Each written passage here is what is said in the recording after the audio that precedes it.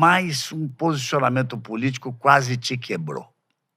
É verdade. Verdade? Verdade. Com tudo que você vê que você quase quebrou. É. Vamos tentar explicar aqui. Teu ex-sócio Monark, você mesmo disse que quando começaram... Meu amigo, inclusive. Seu amigo. O Monark tomou uma posição política no programa que ele falava do Partido Nazista, que deveria... Explica, você vai explicar. Mas, mais do que polêmico, vocês foram quase cancelados. Não, a gente foi absolutamente cancelado. Mas não existia a palavra cancelado ainda, existia. Já existia a palavra cancelado? Quanto tempo faz? Faz um ano. Então já existia a palavra cancelado. Faz um ano, foi ano passado. E aí vocês foram cancelados. E diz que você quase chegou a fechar o Flow. Cara, a gente teve que rebolar, saber dançar muito bem dançadinho. Cara, quem vive muito esse mundo digital e te acompanha com todos os seus milhões e milhões de seguidores, etc, sabe o que aconteceu, mas pode ter alguém aqui que não sabe o que aconteceu. Explica direitinho. Eu posso dizer tudo o que aconteceu, até porque hoje é muito difícil das pessoas assistirem e tirarem as próprias conclusões, porque a gente tirou esse programa do ar imediatamente. Aí, tanto que, assim, acho que um mês... Qual era o programa? Foi no Flow, foi no programa, né? 545. Foi o Flow. Sim. Flow Raiz. Com o deputado Kim Kataguiri e a deputada Tabata Amaral. Nesse programa... Era meio que a gente tava conversando, nós quatro. Mas era um confronto de ideias? Não. Não, a gente tava só conversando. E aí... Não, mas, por exemplo, a deputada, elas tinham o mesmo pensamento? Ou não, pensamentos discordantes. Mas isso que é o mais legal. Não, isso que eu tô dizendo. Era um confronto de ideias. Um confronto de ideologias. Tá. É que assim, a gente meio que jogava um assunto e a gente conversava sobre aquele assunto, uns concordavam, outros discordavam, e a gente ia tentando chegar num lugar. E aí, em certo momento, o Monark, ele tava falando sobre liberdade de expressão e como funciona nos Estados Unidos. Porque você sabe que nos Estados Unidos...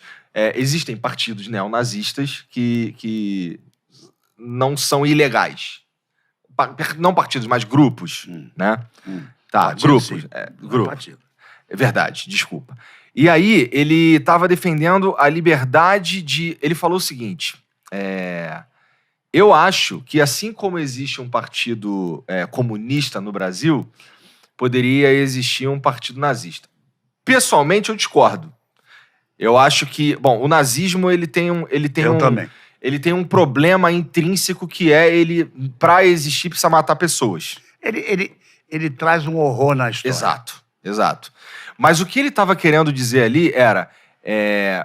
eu acho que as pessoas poderiam se manifestar como elas quisessem. Ele acredita nisso, tá? Ele acredita na liberdade de expressão irrestrita, como a primeira emenda dos Estados Unidos. Então... o que aconteceu foi, as pessoas o taxaram de nazista. E assim, ele falou uma coisa que eu discordo, que eu considero ruim e horrível e tal, mas eu sei que o Monark não é nazista. Inclusive, de novo, citando o Felipe Neto aqui, que foi um cara que o defendeu, porque o que acontece? Cancelá-lo pelo que ele falou é uma coisa, agora transformá-lo em nazista é outra. Sabe? E aí o Felipe Neto falou o seguinte, o Monark é burro, ele não sabe se comunicar, ele é isso, ele é aquilo, mas ele não é nazista, tem uma coisa que ele não é nazista.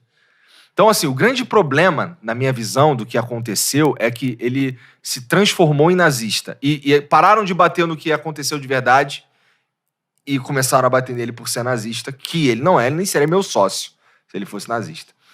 E aí, cara, nesse momento, assim, no dia seguinte, eu tava no Rio, eu ia conversar com o Zico, pelo Flow Sport Clube, e me ligaram do estúdio dizendo que estava tudo desmoronando.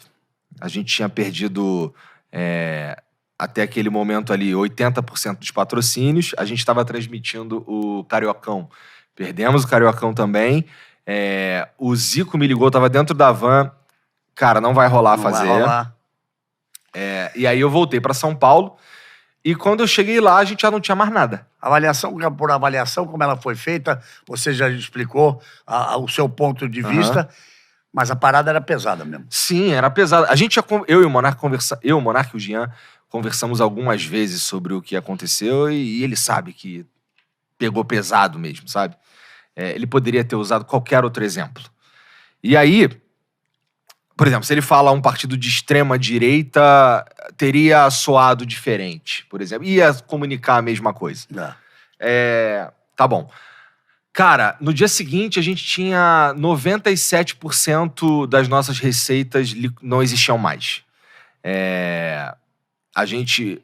Foi a primeira vez que E as contas todas para pagar. Sim, a gente tava construindo o estúdio do Capão Redondo, a gente tinha acabado de fazer um upgrade em alguns equipamentos e tal, então a gente tava em franco crescimento, sabe? E, cara, só tudo desapareceu, foi tudo pro espaço, e o Monark, ele saiu do Flow em 24 horas, contratualmente, já não tava mais. Cara, assim, foi a pior crise de reputação que eu já vi, porque o que acontece? A gente foi parar em tudo quanto é lugar da internet, tudo quanto é portal. A gente foi parar no Jornal Nacional. A gente foi parar no Jornal Nacional de Portugal. A gente foi parar no Jornal Nacional de Israel com legenda. A gente foi parar em tudo quanto é lugar. Isso sem contar pessoal dos portais e da mídia, jornalismo mainstream, ligando para os nossos convidados, pedindo um posicionamento para meio que... tu não vai tirar o episódio do Flow, não? E tal. Então, assim, a gente teve por volta de 50 episódios removidos do Flow, dos convidados, eles pedindo pra tirar das mais diferentes formas. Uma galera me chamou no privado, outra galera fez escarcéu, uma outra galera que surfou com a gente quando a gente tava subindo, depois surfou quando tava descendo. Muita gente apostou que o Flow ia acabar.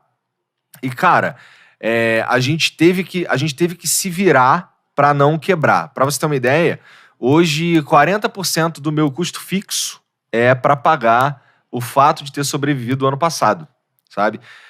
Tanto que uma semana depois do acontecido, a gente perde a monetização de 7 canais do grupo, o que para mim até hoje não faz nenhum sentido. Por que caiu a monetização do Flow Sport Clube, que não tinha nada a ver com a história? E, cara, a gente teve que... O meu salário diminuiu 90%, o chefe dos meus líderes diminuiu em 50%, teve gente que trabalhou de graça por um tempo, e isso pra não mandar ninguém embora. E ninguém foi embora.